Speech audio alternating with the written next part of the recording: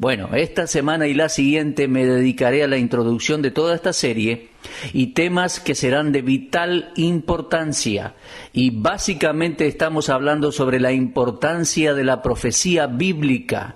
¿Es que tiene Dios un plan que incluye a la tierra y a la raza humana? Sí, es así. ¿Podemos nosotros saber cuál es? La respuesta es sí, un enfático sí. Dios tiene un plan y ese plan está claramente delineado en la Biblia, la palabra de Dios. Cualquier estudiante o lector de las Escrituras puede encontrar esto desde Génesis hasta Apocalipsis. Los hombres pueden saber el plan de Dios claramente con solo acercarse a la Biblia, sometiendo su mente y su corazón al ministerio del Espíritu Santo. Existe una situación algo extraña actualmente. Se trata principalmente de un rechazo deliberado por parte de algunas personas, y estoy hablando de líderes religiosos y políticos, a consultar cuidadosamente las Escrituras proféticas. Ellos ni siquiera quieren examinar la Biblia.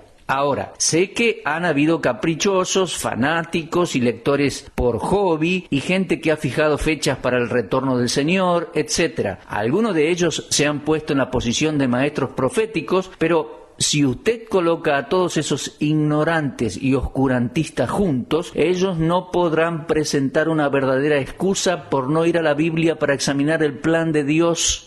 Aún antes de que la Biblia nos fuera dada, Dios tenía un plan y debemos recordar que es hacia ese plan previamente ordenado que Dios se está moviendo. Fue el profeta Isaías quien escribió en su profecía capítulo 46 y comenzando con el versículo 9 estas palabras: Acordaos de las cosas pasadas desde los tiempos antiguos, porque yo soy Dios y no hay otro Dios, y nada hay semejante a mí, que anuncio lo porvenir desde el principio y desde la antigüedad lo que aún no era hecho, que digo, mi consejo permanecerá y haré todo lo que yo quiero. Ahora, aquí hay una palabra muy interesante que viene del Señor. Es una tremenda declaración.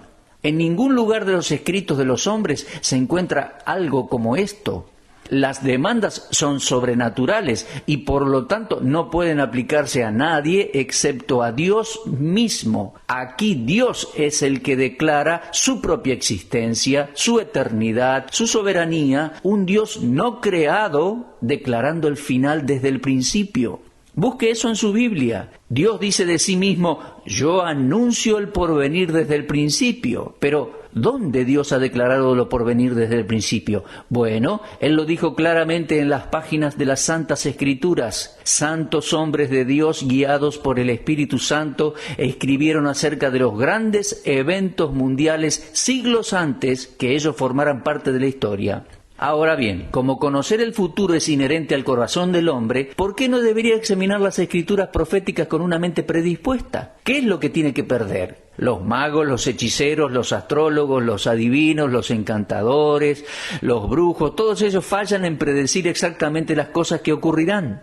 Aún hoy en día se multiplicaron los miles que pagan para que alguien le lea las manos, le lea la borra del café, que les adivinen la fortuna por diferentes métodos o consultar el tablero de la Ouija.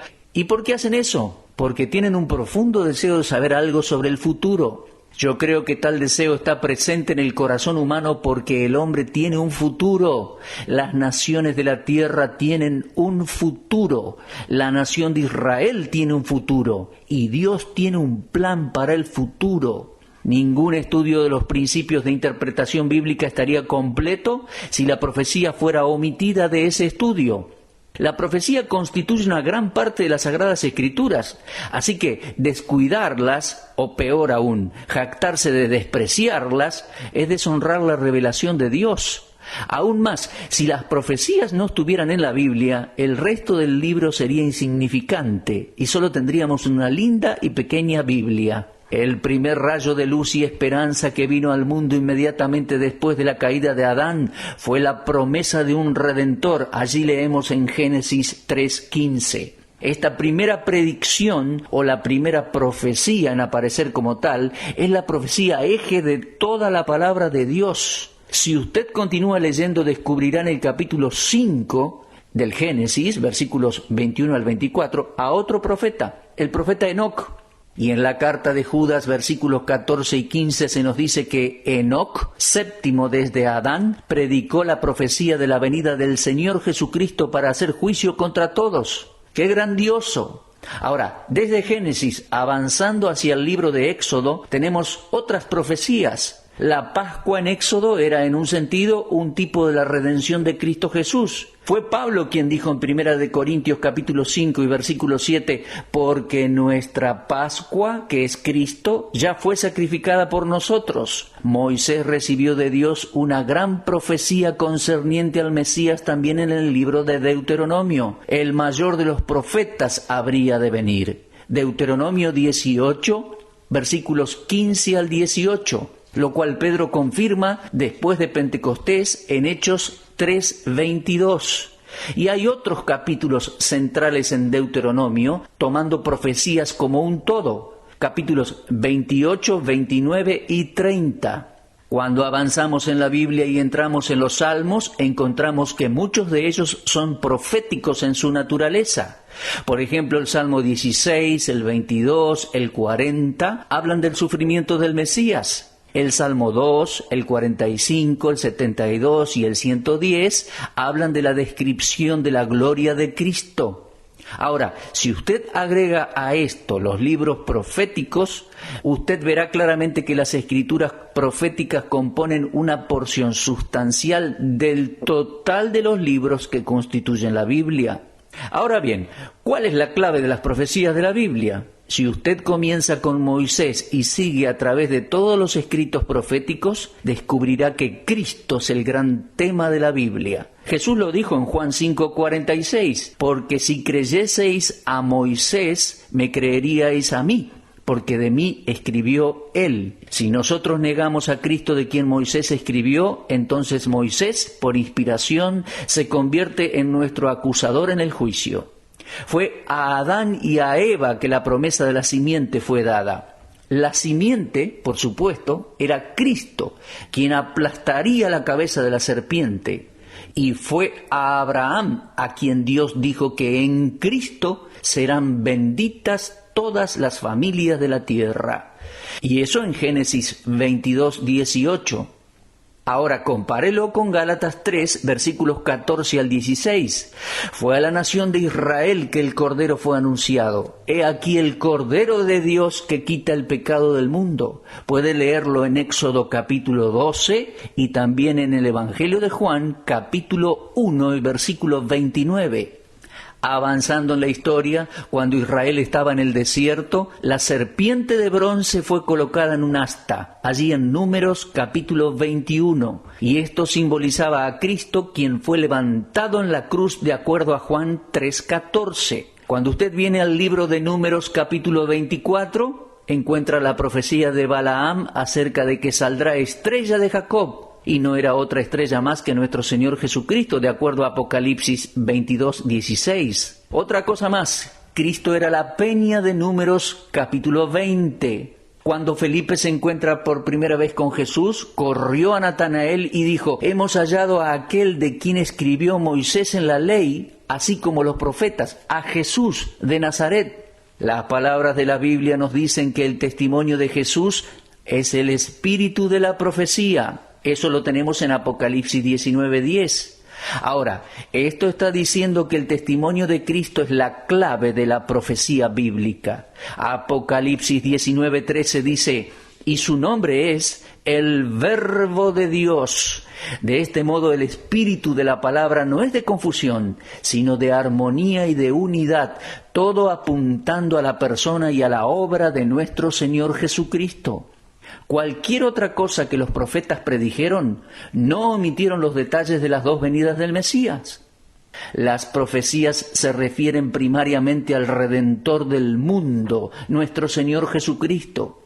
Y cualquiera que falle en entender esta gran verdad ha perdido la clave para tener un claro entendimiento de las escrituras proféticas. Mi amigo, Cristo es el gran tema. Toda profecía encontrará aplicación final y su cumplimiento en los sufrimientos pasados de Cristo, en la suficiencia presente de Cristo y en la soberanía futura de Cristo. Mi amigo, Cristo está en la profecía y está por sobre toda la profecía. Sí, profecías, analogías y símbolos bíblicos están tan íntimamente relacionados a Cristo que solo Él con su persona puede explicarlos. Ahora bien, han habido oposiciones a la profecía bíblica, tanto agresivas como pasivas, y yo puedo entender eso, porque han habido quienes trajeron descrédito a las profecías. Pero la mayoría de ellos desconoce la Biblia y así ellos critican aquello que no entienden. La actitud de estas personas no tiene justificativo. Están aquellos que sinceramente se acercan a la Biblia, y no cuestiono su sinceridad, pero tienen temor de estudiar las profecías de la Escritura. En una ocasión, cuando comenté que intenté predicar una serie de mensajes sobre profecías bíblicas, un querido pastor, y era un hombre salvo que amaba al Señor, me dijo: hermano Strauss, déjeme sugerirle que lo haga sencillo. Ahora, él no se estaba oponiendo a lo que decía sobre las profecías bíblicas, pero pude detectar que era un poco perspicaz, y sus razones por estar así eran válidas cuando las discutió conmigo. Porque habiendo tenido algo de experiencia con aquellos que fijan fechas para las profecías y fanáticos que han hecho impactantes y sensacionales predicciones para ganar público, para ganar gente, puedo entender las palabras de mi amigo el pastor. Entonces yo le prometí ser serio en el esfuerzo por salvar al mensaje cristiano de ser arrastrado hacia el descrédito. Pero a pesar de todos los fanáticos y de todos los necios y de los falsos maestros, mi estimado oyente, ninguna razón es válida para rehusarse a estudiar las escrituras proféticas. Ni tampoco hay razón para que la profecía bíblica sea esquivada debido a que las enseñanzas de algún cristiano por ahí, sincero tal vez, hayan sido desacreditadas. Un libro de ciencia usado en las aulas de un colegio hace 15 años, por el cual se pagaba, vamos a poner, $10, ahora puede ser comprado en una librería de textos usados por 10 centavos. ¿Por qué? Porque ahora ese libro es obsoleto y algunos de sus contenidos son rechazados. Pero nosotros no deberíamos desatender ni desacreditar todos los descubrimientos científicos de ese libro. En mi propia biblioteca hay más de 100 libros sobre temas proféticos escritos por tantos y diferentes escritores. Y mientras que en algunos detalles tienen divergencias y diferencias de opiniones, hay un remarcable grado de unanimidad en relación a los puntos más importantes de la profecía bíblica.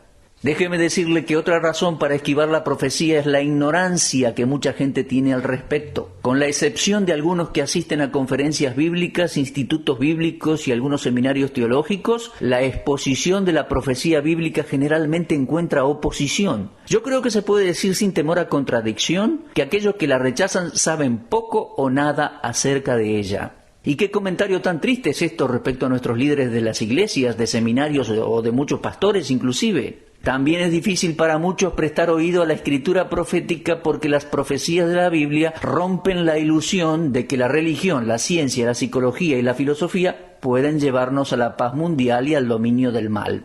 Pues la Biblia enseña que aquellas cosas en las cuales el hombre pone su esperanza deben ser completamente destruidas y apartadas de toda la dignidad y mérito que el hombre les ha otorgado. Es que el corazón humano, por naturaleza, es orgulloso y no está listo para admitir que esa confianza en sí mismo está equivocada. ¿Cuántos cristianos profesantes, sí, y algunos cristianos verdaderos, han idolatrado a una organización eclesiástica, a una denominación, a logros personales, para ser luego confrontados con la declaración de la propia palabra de Dios que dice que todas estas cosas perecerán?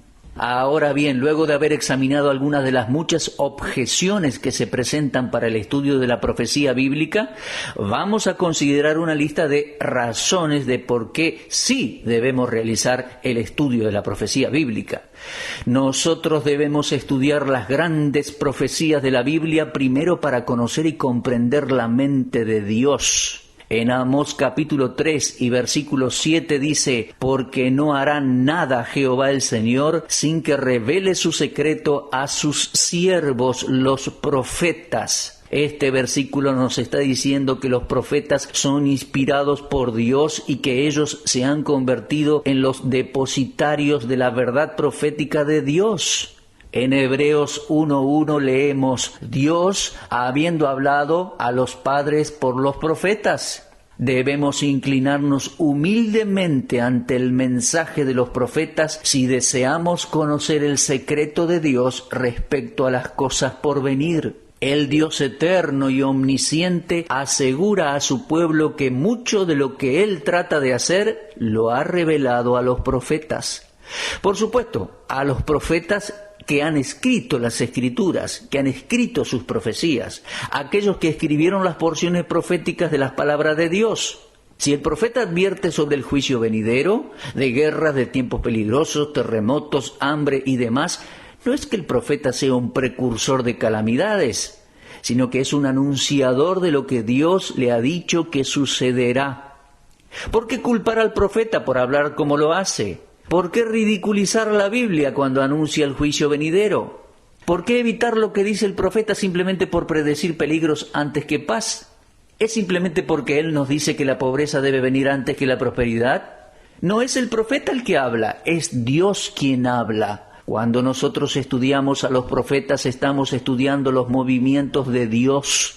El profeta debe obedecer a Dios sin importar cómo reaccione la gente a su mensaje. Cada verdadero profeta profetiza porque fue impulsado por Dios para hacerlo. Debemos estudiar la profecía bíblica porque es una luz en los días oscuros. Desde que se desarrolló la bomba atómica, los hombres en su caminar por la vida, estadistas, científicos, historiadores, industriales, se preguntan: ¿a dónde vamos? ¿Qué sucederá? ¿Cuándo vendrá el fin? Muchos libros que han sido escritos a partir de las explosiones de las bombas atómicas incluyen títulos tales como Tiempo de decisión, Convénzase o perezca, La aniquilación del hombre, No hay lugar para esconderse. Todos ellos indican una cierta inseguridad y preocupación que el hombre tiene respecto al futuro.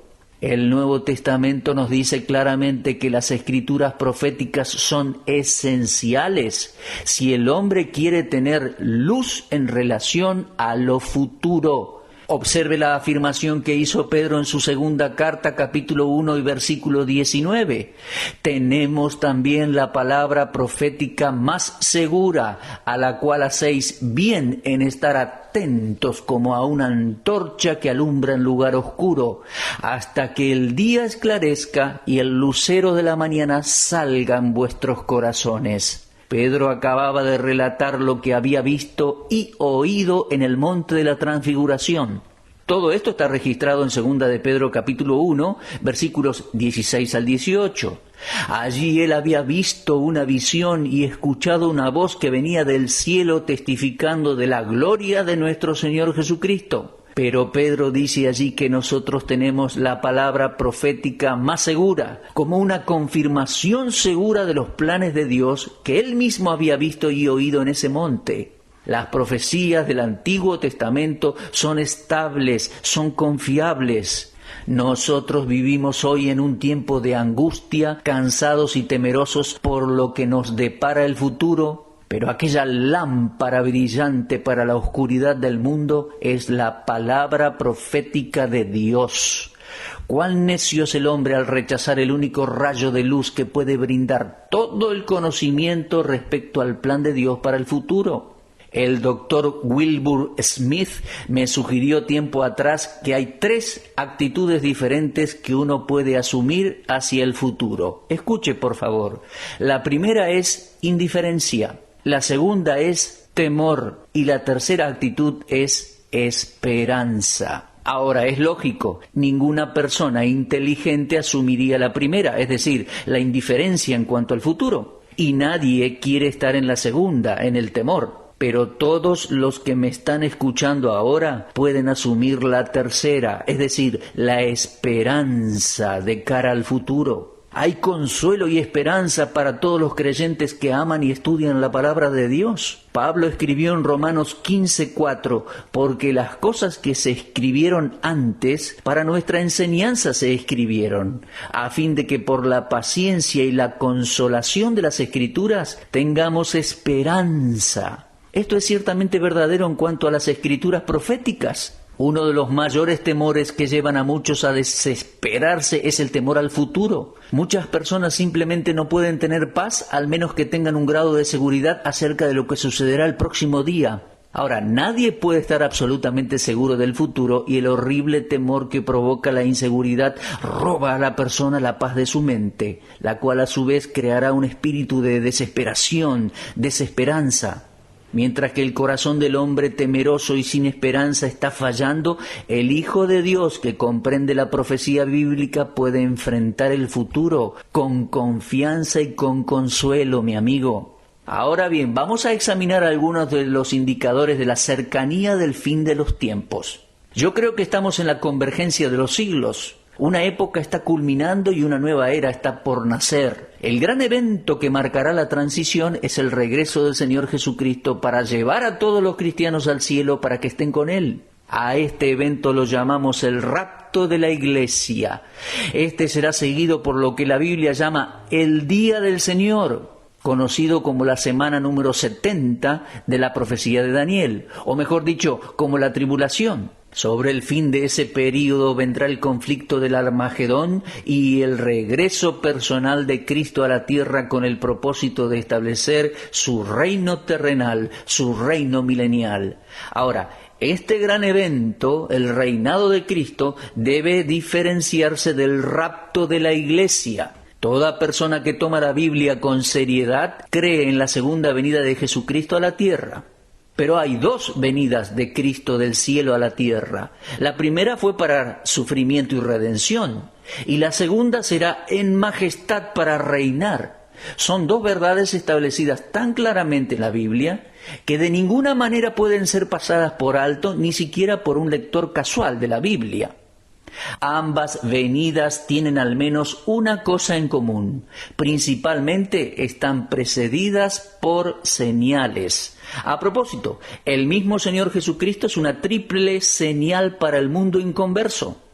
Estas tres señales se refieren a las tres doctrinas esenciales de nuestra histórica fe cristiana. Preste atención. En primer lugar, está la señal del nacimiento virginal, Isaías 7:14, y quiero que lo compare con Mateo 1:23. En segundo lugar, está la señal de la resurrección victoriosa de nuestro Señor Jesucristo. Y en tercer lugar, la señal de su regreso visible. Ahora, tome esto en este orden: el nacimiento virginal, la resurrección victoriosa y el regreso visible. Y a esta tercera señal, la de su segunda venida, es la que voy a llamar la señal del clímax, la cual fue profetizada por Simeón en Lucas 2:34. Dicho sea de paso, estaría bien para mí agregar aquí que fue a Simeón a quien Dios reveló la generación en la cual ocurriría la primera venida de Cristo. Usted encontrará esta profecía en Lucas 2:26. Ahora bien, la palabra de Dios nos da numerosas señales que nos revelan la cercanía de la segunda venida de Cristo a la tierra. Estas señales no son dadas para proclamar el rapto de la iglesia, no. El regreso de Cristo en el aire para llevar a su iglesia es un evento sin señales previas y sin especificación de fecha alguna. Dios no ha revelado cuándo tendrá lugar. Él simplemente ha dicho que sucederá repentinamente e inesperadamente, en un momento, en un abrir y cerrar de ojos. No existe manera de conocer cuándo Cristo vendrá a llevar a su iglesia. Lo repito, es un evento sin señales que le precedan. Es la esperanza cristiana la que nos indica que el Señor Jesucristo puede venir en cualquier momento. Por lo tanto, nosotros no esperamos señales, esperamos al Salvador. El rapto de la iglesia podría ocurrir antes de que este programa termine. Mire, no existe profecía en la Biblia que debe cumplirse antes de que el Señor Jesucristo regrese para llevarnos al cielo junto con Él. Lo repito nuevamente, este evento puede ocurrir en cualquier momento. Ahora, preste atención, hay ciertas cosas registradas en la Biblia que sí se cumplirán después que la iglesia haya sido sacada de este mundo. Y debido a que los eventos futuros presentan antes algunas sombras en el horizonte, creo que el rapto, el cual precederá a estos eventos anunciados, podría estar muy cerca. Hay varios sucesos que llaman la atención a escala mundial que parecen indicar que el regreso de nuestro Señor Jesucristo puede ocurrir en el transcurso de la presente generación. Ahora, sería muy necio de mi parte predecir el tiempo de la venida de Cristo para llevar a su iglesia al cielo. No existe nada en la Biblia que nos otorgue tal libertad o certeza. Y cualquier hombre que establezca una fecha para la venida de Cristo no es sabio, es un necio, es un fanático. Pero el cristiano debe vivir de día en día con la bendita esperanza de la cercanía del regreso de nuestro Señor Jesucristo. Escrito está en Tito 2, 11 al 13, muy claramente que nosotros estamos aguardando la esperanza bienaventurada y la manifestación gloriosa de nuestro gran Dios y Salvador Jesucristo. Quiero hablar acerca de las señales de los tiempos, algunos indicadores de la cercanía del fin de los tiempos. Ahora tengamos en mente el hecho de que nosotros, es decir, los que somos verdaderamente salvos, no estamos esperando señales, estamos esperando al Salvador. Aunque los eventos futuros se van manifestando poco a poco y podemos ver sus señales en el horizonte, sabemos que la venida de Cristo para llevar a su iglesia está mucho más cerca. En Mateo 24, 32 y 33, el Señor Jesús dijo: de la higuera aprended la parábola. Cuando ya su rama está tierna y brotan las hojas, sabéis que el verano está cerca. Así también vosotros, cuando veáis todas estas cosas, conoced que está cerca, a las puertas. Nuestro Señor nos recuerda que nosotros sabemos cuando el verano está cerca. Cuando la nieve y el frío del invierno desaparecen y los primeros brotes de las plantas aparecen, estamos seguros de que la primavera se acerca. Y si la primavera se acerca, el verano no tardará en venir. En Mateo 24:3, los discípulos le dijeron al Señor: dinos, ¿cuándo serán estas cosas y qué señal habrá de tu venida y del fin, o sea, la consumación del siglo? En respuesta a esta pregunta, nuestro Señor procedió a decirles que habrían ciertas señales y que antes de su venida en las nubes del cielo con poder y gran gloria, aparecería la señal del Hijo del Hombre en el cielo. Eso está en versículo 30. No olvidemos que ninguna señal debe llevarse a cabo antes de que ocurra el rapto de la iglesia. Lo repito. Si nosotros vemos señales, ellas nos indican que nuestra esperanza bendita no está tan lejos. ¿Cuáles son algunas de esas señales? Bueno, las señales son señales de la tribulación para los santos de la tribulación, que parecen presentarse hoy en el horizonte. Vamos a considerarlas. A la primera la voy a llamar la señal de la multiplicación. Cuando Dios creó al primer hombre y a la primera mujer, allá en Génesis 1:28 les dijo: fructificad y multiplicaos y llenad la tierra. El rápido crecimiento del número de habitantes en la tierra sobrepasa el aumento de la producción de alimentos, tal manera que muchas de las personas, 1/3 para ser exactos, vive en pobreza y sufrimiento por la desnutrición. Ahora, el peligro yace en el crecimiento acelerado de la población. Por miles de años el porcentaje de aumento de la población fue menos que el 2% por año. Hasta hace 400 años atrás no se había observado ningún incremento importante. Pero escuchen por favor, desde el año 1930 el aumento de la población fue tan rápido que en los siguientes 40 años la población mundial se había duplicado. Las granjas comenzaron a desaparecer rápidamente para ser reemplazadas por el avance edilicio de las grandes ciudades, lo cual hace que el problema se agudice. Y agregado a todo esto tenemos el aumento de la expectativa de vida del ser humano, que en el año 1800, era de 35 años y en 1964 llegó a duplicarse, fue de 71 años. La posibilidad de satisfacer las necesidades humanas en los próximos 100 años en nuestro país y en el mundo es, a los ojos del Ministerio de Asuntos Públicos, casi imposible. En otros países ese problema es mucho más serio que en los Estados Unidos y en América. Pakistán es muy consciente de sus problemas de población. En el este 50 millones de personas viven en 2.300 kilómetros cuadrados. Desde Karachi, Pakistán, llega el informe de la agencia internacional United Press de que el secretario de gobierno creó un programa para la esterilización de ambos padres que posean 4 o más hijos.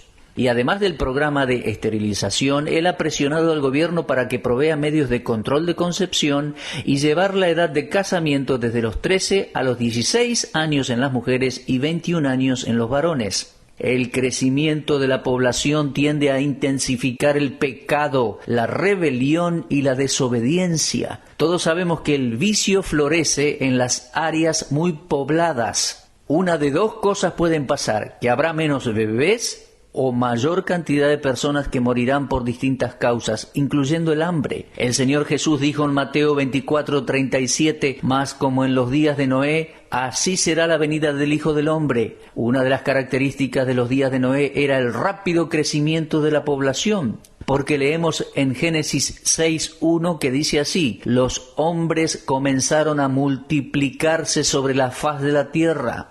Ahora, quiero que observe esta palabra multiplicarse. Recuerde que Dios les dijo a nuestros primeros padres: fructificad y multiplicaos. Y el Señor Jesús utilizó los días de Noé como una señal del fin del siglo. Él dijo: los hombres comenzaron a multiplicarse sobre la faz de la tierra. La señal de la multiplicación es una señal de los últimos días. Dios le dijo a nuestros primeros padres que llenaran la tierra. ¿Y luego qué? De acuerdo al entendimiento que tengo de las Escrituras, el próximo evento en el plan profético de Dios es el regreso de Jesucristo para llevar con él a su iglesia. Los cristianos necesitan ser ejercitados acerca de los problemas de la explosión demográfica, pero solo hasta un punto, porque Dios sabe lo que está haciendo. Cuando la tierra esté completamente poblada, fundamentalmente muchos sectores, cuando los descendientes de Adán y Eva hayan ocupado la tierra de tal manera que no haya más alimento, Dios tiene su plan para hacer menos denso el número de gente. Primero, el rapto. Luego, el juicio de la gran tribulación, cuando en la ejecución del juicio, lo leemos en Apocalipsis 6:8, 1/4 de la población mundial va a morir. Sí, la señal de la multiplicación indica que estamos en los últimos tiempos. En segundo lugar, hay otra señal, a la cual quiero que presten atención. En Lucas 21:25 leemos: «Y habrá señales en el sol y en la luna». Otra señal importante es el gran avance en el conocimiento científico. Ya lo había dicho Daniel en capítulo 12 y versículo 4. «Tú, Daniel, cierra las palabras y sella el libro hasta el tiempo del fin. Muchos correrán de aquí para allá y la ciencia se aumentará».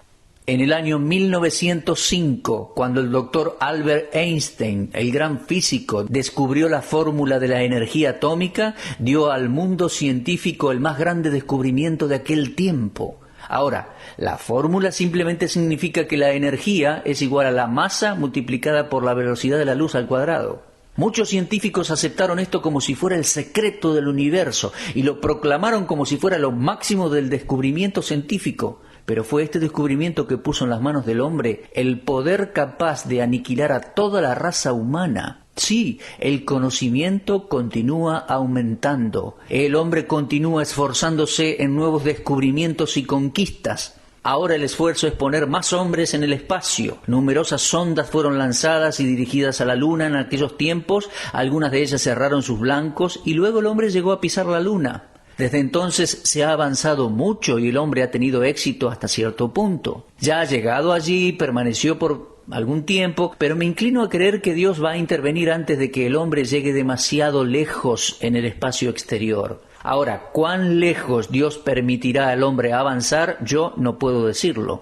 No soy una autoridad en esto, pero sí sé esto, que el hombre fue creado para habitar la tierra. La Biblia habla de la tierra como el único planeta que puede ser habitado. Isaías 45:18 dice: «Porque así ha dicho Jehová, que creó los cielos, Él es Dios, el que formó la tierra, el que la hizo y la compuso. No la creó en vano, para que fuese habitada la creó».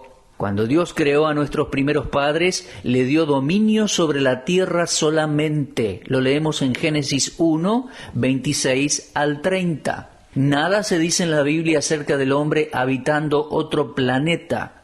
Es que solo la tierra es su lugar habitable. En Salmo 115, versículo 16 dice: «Los cielos son los cielos de Jehová, y ha dado la tierra a los hijos de los hombres. El primer intento de un ser creado para invadir el espacio exterior fue el del ángel Lucifer. Él aspiraba a explorar los cielos con la intención obvia de destronar a Dios y entronarse a sí mismo. En Isaías 14, versículos 13 y 14, le escuchamos decir así: subiré al cielo, en lo alto junto a las estrellas de Dios, levantaré mi trono. Sobre las alturas de las nubes subiré y seré semejante al Altísimo. Fue entonces que Dios lo expulsó del cielo y lo envió a la tierra a donde él pertenecía. El propósito de Satanás era controlar el universo, usurpando la autoridad de Dios. Y mucha gente considera este intento como algo absurdo, como el más ridículo de los atrevimientos. Pero hoy en día los hombres quieren conquistar y controlar el espacio, desplazar el concepto del Dios creador y comprobar o demostrar que el universo evolucionó. La nación o las naciones que desafíen a Dios están del lado de la derrota. Dios intervendrá y traerá frustración a cada uno que lo desafía, y Él llevará a cabo esto cuando el Señor Jesucristo regrese a la tierra. Está claro que el Creador del cielo y de la tierra tiene un plan para detener cada programa inspirado por Satanás, el cual se opone a él. Como el regreso de Jesucristo es el próximo mayor evento en el programa profético de Dios, podemos esperar el rapto de la iglesia en cualquier momento. Otro intento de invadir el espacio exterior sucedió en la llanura de Sinar, allá en la historia temprana de la humanidad. El incidente quedó registrado en Génesis capítulo 11. Versículo 1 leemos: tenía entonces toda la tierra una sola lengua, un solo lenguaje y unas mismas palabras. En el versículo 3 dice: y se dijeron unos a otros: vamos, hagamos ladrillo y cosámoslo con fuego. Y le sirvió el ladrillo en lugar de piedra y el asfalto en lugar de mezcla. Versículo 4, dijeron: vamos, edifiquémonos una ciudad y una torre cuya cúspide llegue al cielo, y hagámonos un nombre, por si fuéramos esparcidos por sobre la faz de la tierra. Leí varios comentarios de Génesis 11, versículos 1 al 4, y ahora quiero que observe dos cosas que motivaron los esfuerzos de los hombres para llegar al espacio exterior. Número 1, orgullo. Número 2, temor. Note que dijeron: hagámonos un nombre. En esto podemos ver el orgullo. Y luego agregaron: por si fuéramos esparcidos sobre la faz de la tierra. Y en esta afirmación usted puede ver el temor que ellos tenían. Parece que estas son las mismas cosas que impulsaron al hombre al espacio en nuestro tiempo. Notables naciones del mundo quieren tener grandes logros en el espacio exterior, lo cual no carece de orgullo. ¿Y por qué? Cada uno es temeroso de la ventaja que el otro tiene para llegar a ser el primero. Pero la gran pregunta todavía permanece: ¿cuán lejos irá el hombre en el espacio exterior? Sinceramente no veo que haya demasiado éxito en esta empresa arriesgada. Yo creo que Dios intervendrá y que su intervención será como aquella vez que el hombre probó su experimento en el espacio exterior. ¿Y cómo le fue? Génesis 11, versículos 5 al 7 dice: ahora pues descendamos. Y el Señor descendió uno de estos días, y posiblemente no dentro de mucho tiempo. Nuestro bendito Señor Jesucristo descenderá para poner fin al intento del hombre de alcanzar reinos en lugares donde no tiene derechos. Ahora, no queremos y ni podemos detener el avance científico. Todo esto es parte del plan de Dios, pero el hombre nunca puede usurpar la autoridad y el poder de Dios, y aun con todos sus logros, el hombre todavía niega y desafía a Dios. Por lo tanto, tendrá que doblar sus rodillas ante el juicio de Dios. Ahora vamos a observar otro indicador de la cercanía del fin del siglo. En respuesta a la pregunta de los discípulos, en Mateo 24:3, ¿cuándo serán estas cosas y qué señal habrá de tu venida y del fin del siglo? El Señor Jesús les contestó a sus discípulos: abundará el engaño. Usted puede observar también el versículo 12 del capítulo 24. Ahora, ya hemos tocado este tema del engaño de los falsos profetas en otra serie de estudios bíblicos, así que lo vamos a dejar ahí. Ahora, agregadas a las otras señales, aparece una nueva, la señal de la moral. Existe abundancia de desobediencia, la cual caracterizará la última generación de este mundo antes del regreso de Cristo. Y no es un secreto de que la inmoralidad moderna de hombres, mujeres y jóvenes no tiene paralelo en la historia de la civilización. Ahora, ¿qué acerca de esta profecía? Ahora, en un momento vamos a considerar unos textos, pero siguiendo el pensamiento de los editores de algunos de los periódicos líderes del mundo, usted se dará cuenta que la preocupación por la inmoralidad creciente no está limitada solo a los líderes espirituales. Escuche lo que extraje de algunos periódicos seculares por estos días. Los escritores de estos artículos no son creyentes, ¿eh? Escuchen. Algunos dicen, somos testigos de la muerte de la antigua moralidad. En nuestro mundo superpoblado, la era de los viajes en avión, del poder nuclear y las familias divididas, las condiciones están cambiando tan rápido que la guía de la moral establecida ha sido arrancada de nuestras manos. Escuche lo que ellos dicen. Somos libres para ser prejuiciosos o promiscuos, para engañar y para hacer fraude. Vamos de tropiezo en tropiezo en una sociedad dominada por el dinero, el sexo obsesivo y los vicios de una gran ciudad. Estamos en peligro, estamos en el medio de una crisis moral. La mayoría odia admitir que estamos en crisis, pero sus frutos más amargos están a nuestro alrededor. El racismo, la rebeldía, la especulación, las hijas embarazadas en la escuela, los adictos a las drogas, el vandalismo, los asesinatos, las violaciones, los atletas sobornados, los ancianos abandonados, el pobre, el criminal, el homosexual. La televisión presenta la violencia como entretenimiento y las películas presentan a las estrellas como un ejemplo con parejas con 4 esposos y un amante. Creo que la desobediencia general es aún mayor, la ruptura del sentido de obligación y de integridad. Esto lo va escribiendo alguien que no es creyente. El artículo continúa y dice, nuestro mayor peligro es la declinación de las convicciones religiosas y del carácter moral. Otro escritor, otro columnista en un diario importante escribió, la moralidad depende de ejemplos de excelencia. Así eran los santos de la Edad Media. Nosotros hoy sabemos lo que es un hombre rico, un científico, un astronauta, pero no tenemos ejemplos de excelencia moral. ¿Fueron los científicos los que esparcieron la inmoralidad? Esta pregunta fue contestada por un científico y él dijo, en gran medida, los científicos son responsables de algunas de nuestras crisis morales. Y otra persona preguntó, ¿es el gobierno responsable? Y ella misma respondió, en nuestro país, 3 instituciones tienen el poder y la responsabilidad de influenciar nuestra moralidad: el gobierno, los hombres de negocios y las iglesias. Cada uno de ellos ha fallado en presentar liderazgo moral y han ayudado a precipitar nuestra crisis moral. Y alguien preguntó, ¿podemos mezclar la moralidad con los profetas? Esta fue su propia respuesta. La segunda institución con responsabilidad moral en Estados Unidos de América son los empresarios. Fallaron en presentar un liderazgo moral porque las ganancias y la moralidad frecuentemente se oponen. Otro hombre dijo, ¿quién puede decir lo que es moral o inmoral? Nosotros en el negocio de los hoteles y moteles haríamos cualquier cosa para lograr nuestros propósitos. Un competidor consigue una chica para un muchacho y nosotros perdimos la convención.